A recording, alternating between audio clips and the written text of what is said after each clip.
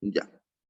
Respecto a estos dos grandes temas, los Felices 20, lo conversamos, lo vamos a pasar también, pero rapidito. Pero los dos grandes temas que son complejos son la Revolución Rusa, que vimos la semana pasada, ¿cierto? Con esta llegada del comunismo que sale de los libros, sale de la cabecita de Marx, de Engels, sale de los libros y trata de aplicarse. Aplicarse en un país que básicamente era bien atrasado, Rusia, muy cargado hacia la agricultura, con una cantidad de muertes increíbles por la Primera Guerra Mundial, un descontento absoluto, ¿cierto? ¿Contra quién? Contra este caballero, este señor que aparece ahí, Don Nicolás II, el zar. Acuérdense que zar es sinónimo de emperador.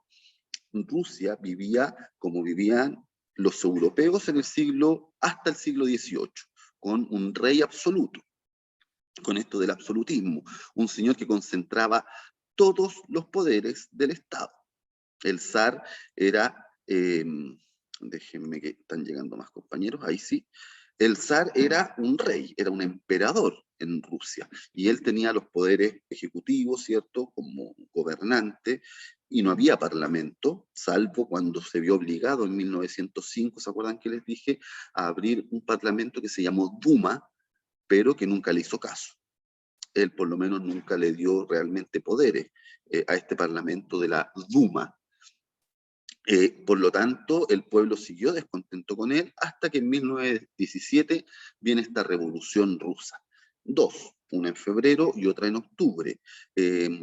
¿A causa de qué? Bueno, descontento en la Primera Guerra Mundial. Yo les decía, Rusia que está allá al otro lado, arriba de Asia, ¿cierto? En el límite con Europa. Rusia se considera un país europeo porque sus principales ciudades están, ¿cierto?, en el lado más europeo de Rusia, no hacia el otro lado donde está China, Corea o Japón, no. Ellos están más centrados hacia el lado de Europa, por lo tanto se considera un país europeo, y ellos entran en la Gran Guerra, en la Primera Guerra Mundial, defendiendo a Francia del ataque alemán. Por lo tanto, entran al bando vencedor, pero se tienen que retirar antes, porque las condiciones de los soldados rusos durante la guerra era paupérrima, atroz, pobre.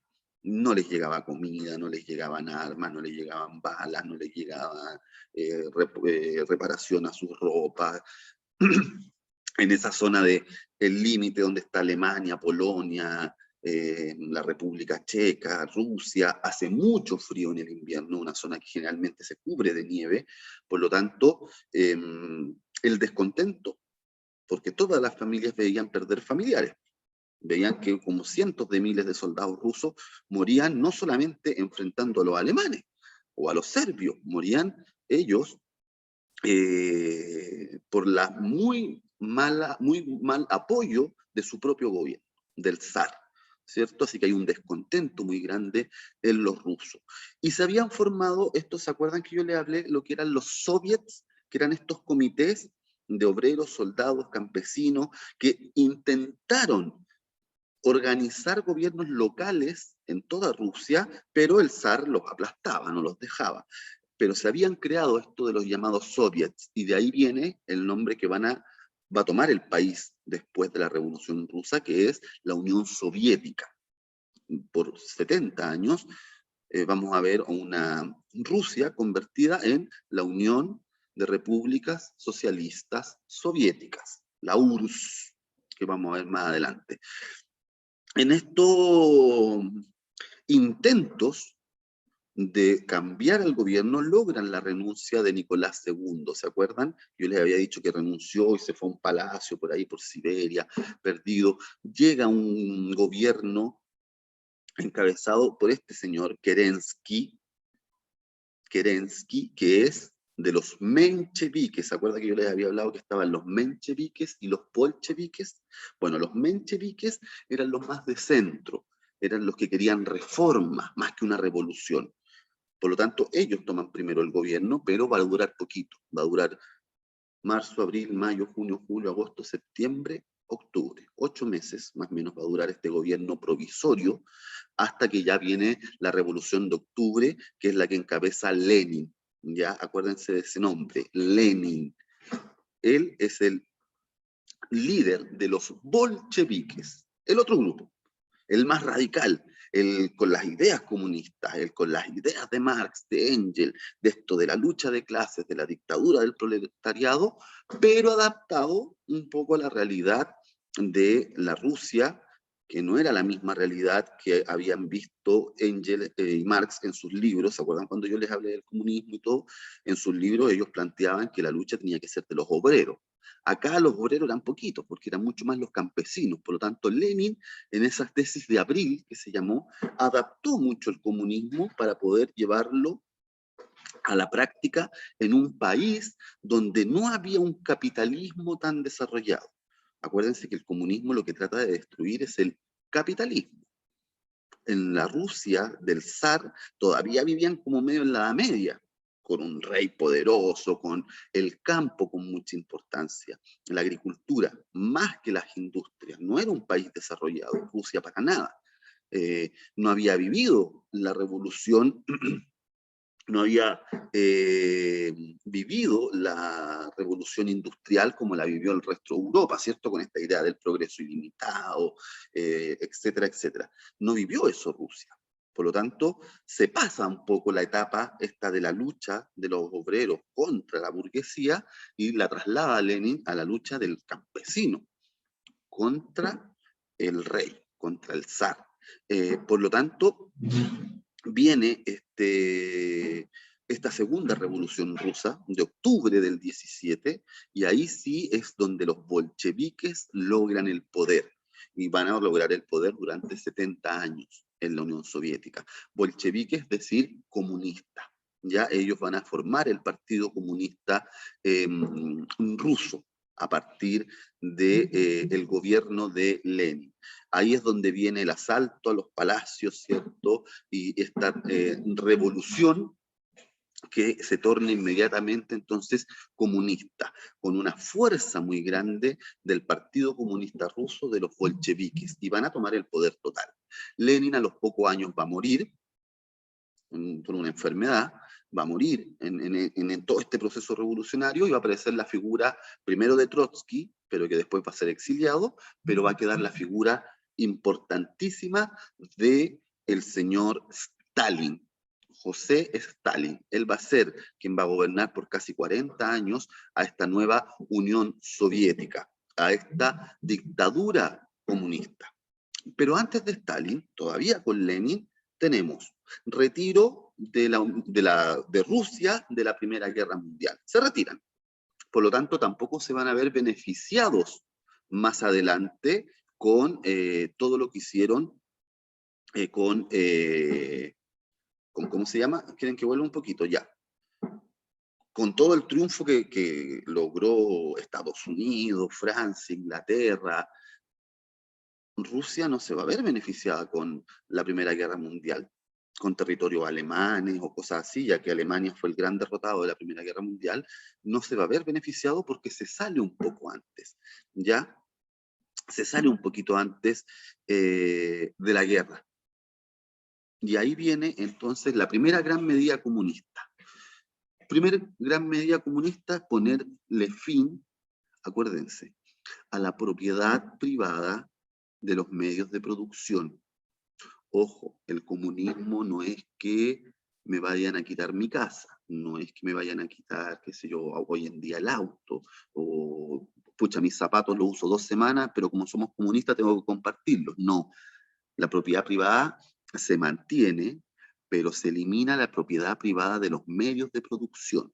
Y el principal medio de producción de Rusia era la tierra, porque era un país eminentemente agrícola, todavía no industrializado. Por lo tanto, lo que se nacionaliza o que se acaba la propiedad privada es las grandes extensiones de terreno. Y ahí empiezan a repartirlas entre el Estado y los soviets. Ya empiezan a repartirse la tierra para que los campesinos la trabajen.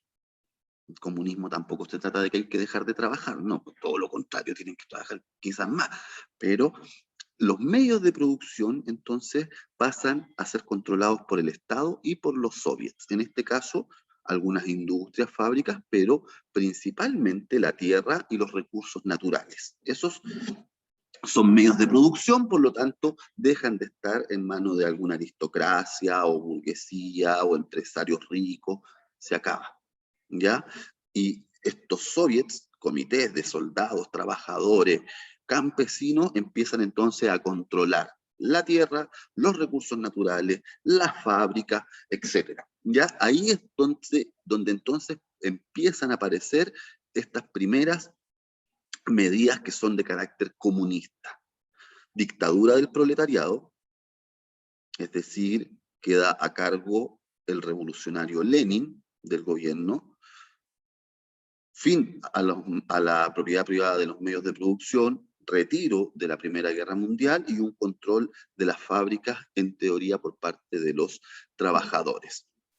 Y ahí viene entonces esta guerra que enfrenta a los bolcheviques, mencheviques, liberales, zaristas, como que ya por la toma del poder, ¿cierto? A partir de octubre del 18, y se va a mantener entonces por mucho tiempo, un periodo bien inestable para Rusia, hasta que finalmente el ejército rojo, los bolcheviques, logran derrotar a las demás fuerzas.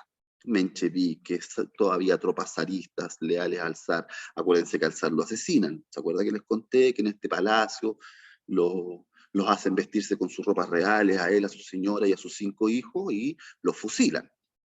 Los fusilan, así que se acaba la familia real, no desaparece. Por lo tanto, los comunistas van tomando todos los espacios de esta Rusia hasta irla transformando poco a poco en esto que conocemos o que conocimos por muchos años como la Unión Soviética, que se acabó en 1991. ¿Ven? Estuvo casi 70 años la existencia de este gran territorio. Después lo vamos a ver cuando veamos la Segunda Guerra Mundial, el real poderío que alcanzó a tener la Unión Soviética. Pero en esta formación entonces es donde están estos líderes bolcheviques, perdón, como Lenin, Trotsky, Stalin, y ellos entonces implementan el comunismo en Rusia y la transforman en la Unión Soviética. Hasta ahí yo creo que estamos todos claros. Partido Comunista Ruso entonces se hace del poder total, abarca todas y cada una de las fuentes de poder, más encima tomando el control de industrias, de fábricas, de la tierra, de los medios de producción que les decía, de los recursos naturales, y comienza entonces a gobernar este comunismo que va a mantener dividido después de la Segunda Guerra Mundial al mundo en dos, en lo que vamos a ver más adelante, que es la Guerra Fría, que es la visión comunista frente a la visión capitalista. Es la dictadura del proletariado en contra de la democracia liberal que existía en Europa, Estados Unidos, Latinoamérica. Y ahí vamos a ver este enfrentamiento entre estas dos superpotencias que vamos a ver después de la Segunda Guerra Mundial, que son Estados Unidos y la Unión Soviética, y cómo va a ir desapareciendo. Y acuérdense esto, bien cortito, bien fácil, los felices años 20. Mientras en Rusia se estaban ahí, ¿cierto?, peleando la revolución, agarrando fuerza, vienen en Europa y en Estados Unidos, se vive sobre todo en Estados Unidos, esto de los felices años 20.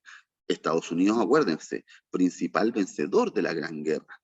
Uno, porque la guerra no se peleó en Estados Unidos, se peleó en Europa, por lo tanto no tuvo ninguna destrucción Estados Unidos, y además como ser parte del bando vencedor, y con toda la fuerza del progreso que traía Estados Unidos, se dedicó a levantar Europa, a prestarle dinero a los países europeos, a reconstruir Europa, y todo eso permitió que entraran muchos ingresos a las fábricas de Estados Unidos. ¿Se acuerdan que lo vimos? Hasta el año 25 había un boom en cuanto a la producción, sobre todo en las áreas de la industria, del cemento, del fierro, del petróleo, de la electricidad, la telefonía, etcétera, etcétera. Estados Unidos se convierte en la principal potencia mundial. Le presta dinero a todo el mundo, reconstruye gran parte de Europa, y los estadounidenses viven estos felices años 20, que es donde nace esto de la cultura de masas, donde nace esto del consumismo al extremo.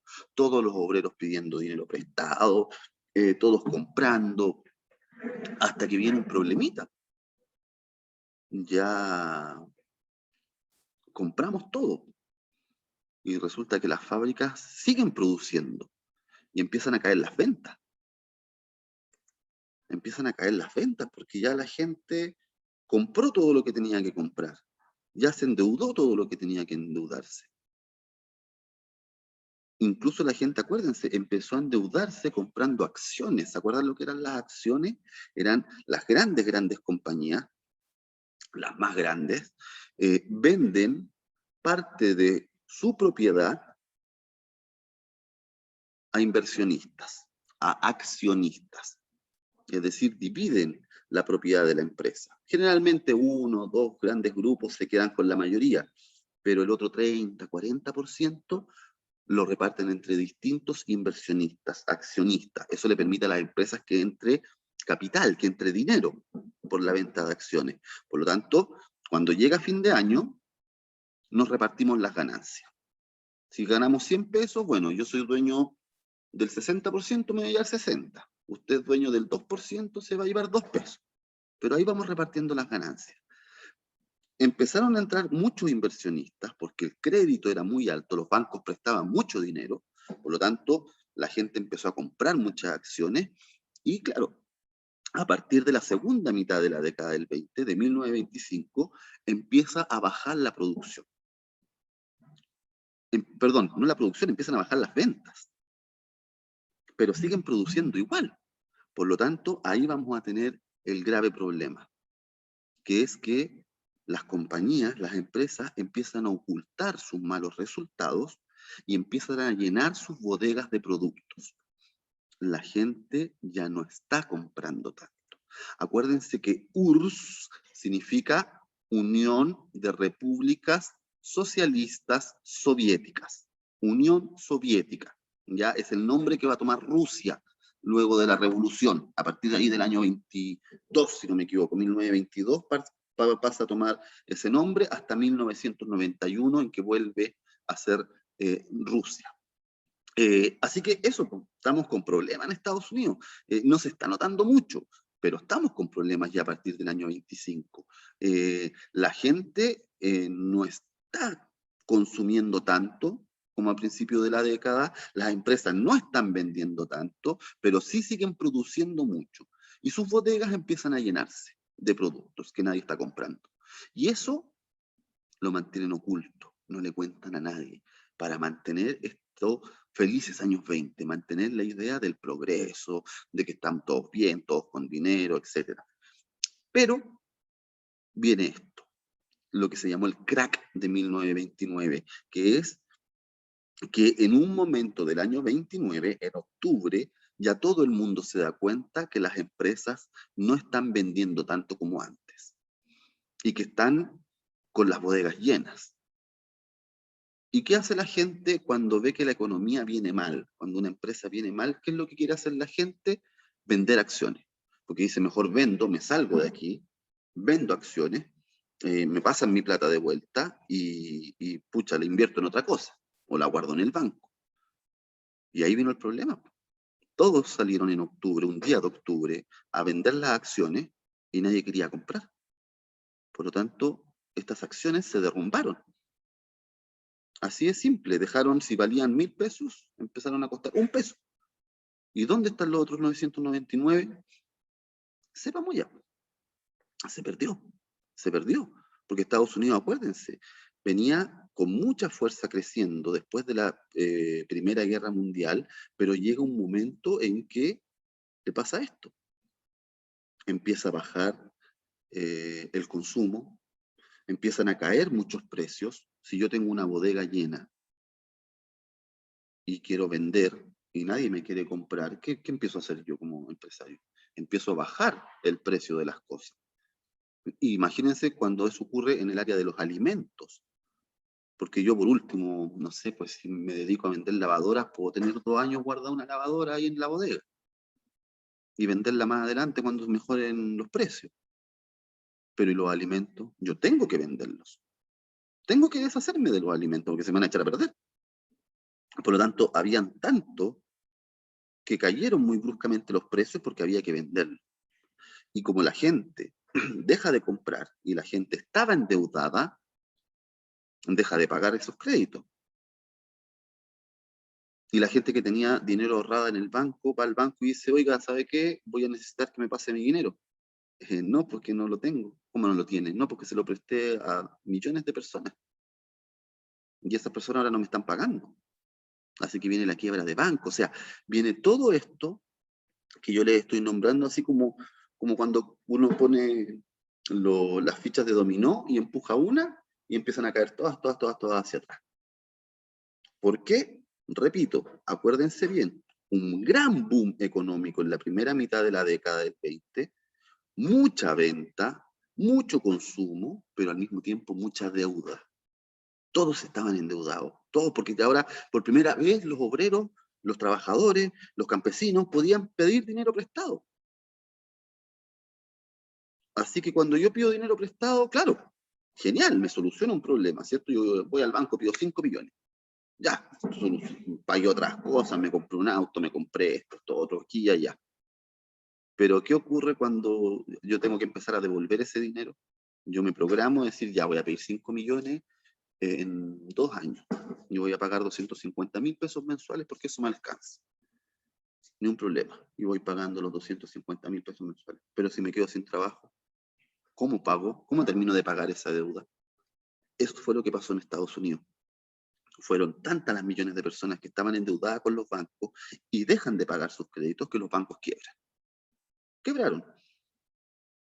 Porque todo ese dinero que ellos prestaron era no del banco, era de otros ahorrantes, otros inversionistas.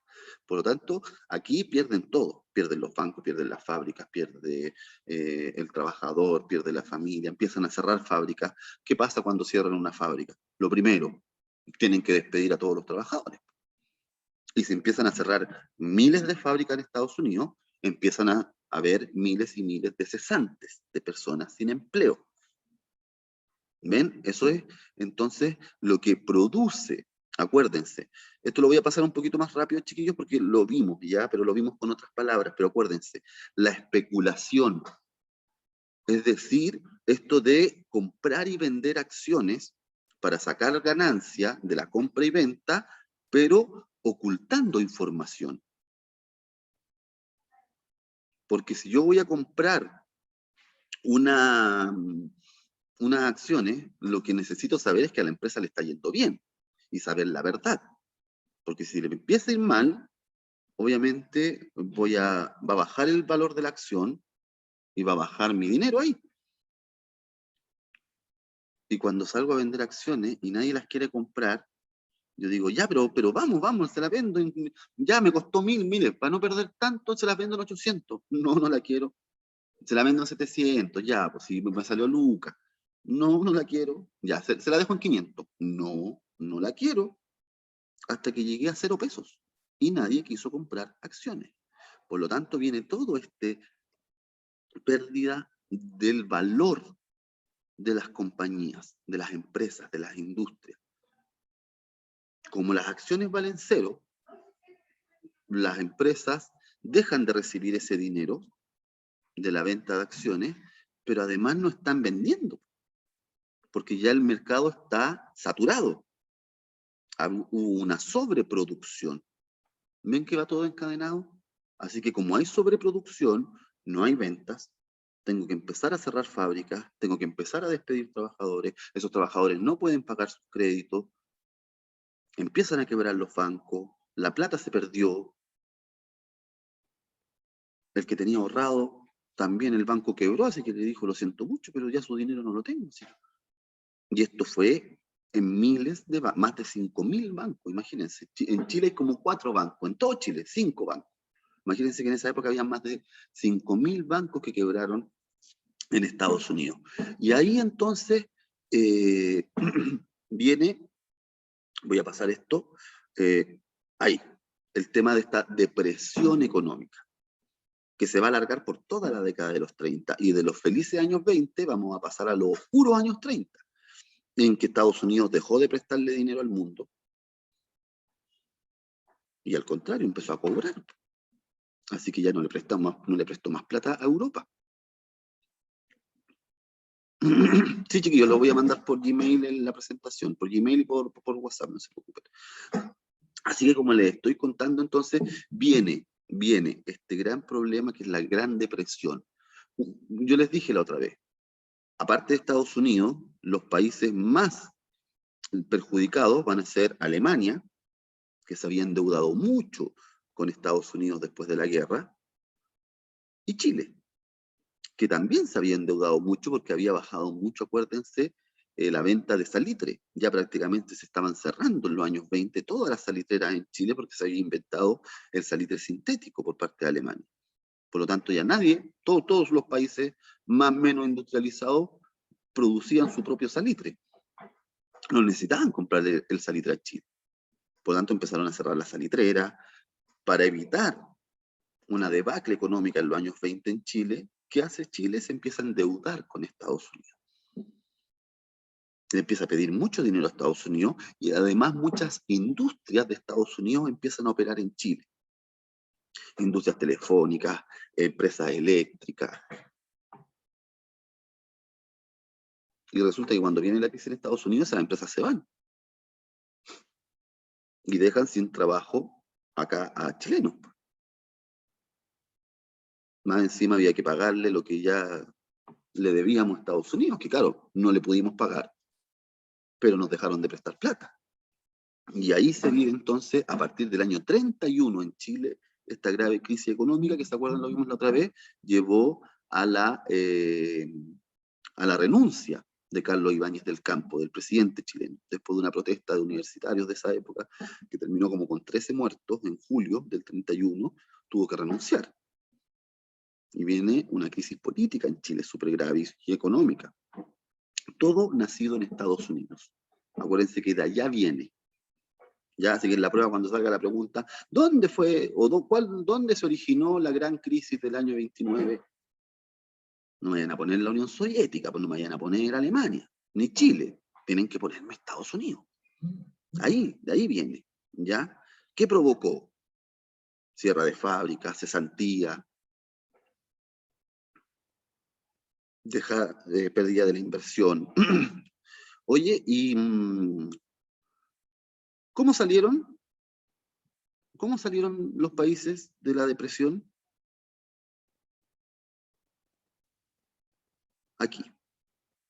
Que era, yo se los voy a resumir en un ratito, chiquillo, eran las políticas proteccionistas. Estados Unidos, el mundo se da cuenta que el capitalismo no puede seguir funcionando solo. No puede depender solamente del mercado, de los inversionistas, de la deuda. No, pues el capitalismo hay que corregirlo. Y tenemos que corregirlo porque está llegando el comunismo. Y el comunismo no dice que hay que corregir el capitalismo, hay que destruir el capitalismo.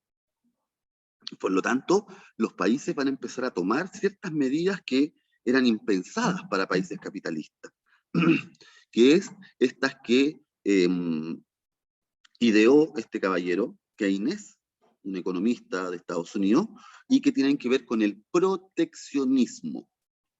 Es decir, preocuparse de la inversión propia.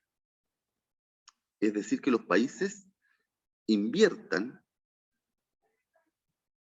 las fábricas en el propio país y cerremos un poquitito las fronteras. No dejemos entrar tantos productos tan fácilmente. O sea, industrialicemos nuestro país. Esas son medidas proteccionistas. Oiga, pero ¿cómo vamos a industrializar si nadie tiene plata? Si todos quebraron, todo se perdió. Bueno, ahí entra el rol del Estado. El capitalismo, que siempre decía que el Estado tenía que intervenir lo menos posible en la economía, que decía, no, hay que dejar que los empresarios, que el mercado opere, la ley de la oferta y la demanda.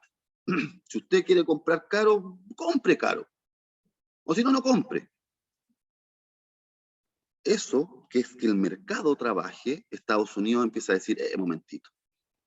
Quizás nos fuimos a un extremo del capitalismo, por lo tanto hay que tener medidas que sean de carácter proteccionista.